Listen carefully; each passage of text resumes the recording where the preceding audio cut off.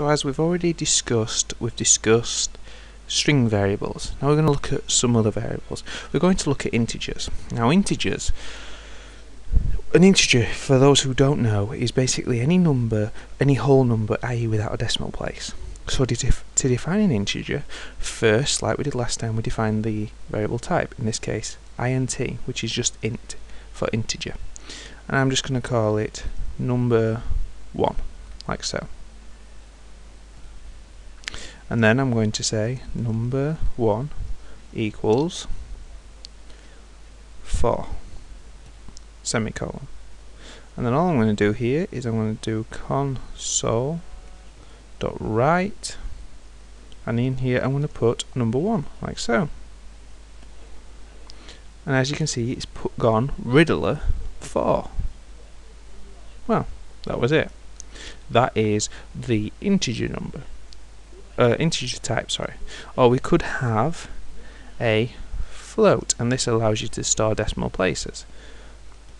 Number 2, I'm going to set that one equal to 56.43.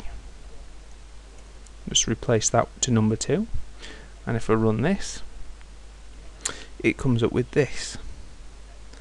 Now what's happening here is the number 56.43 will not work unless we specify that it is a floating number, and to do that you just press F at the end, like so, and that will get rid of the error. There you go.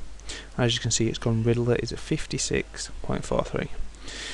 So the F just basically means it's a float number to pass in, and really that's all I'm going to touch on now. There are many different variable types, but the principle is the same for declaring them. And if you do want to have an overview, I mean, for example, there are doubles, there are int 16s, int 32s, int 64s, and many other different types of variables. In fact, you just search on Google and you'll have a list of all the different variable types. You now know the structure for defining a variable, and you know how to define and initialize it, which is just basically defining and giving it data, and you know how to access it. And you know how to write to it.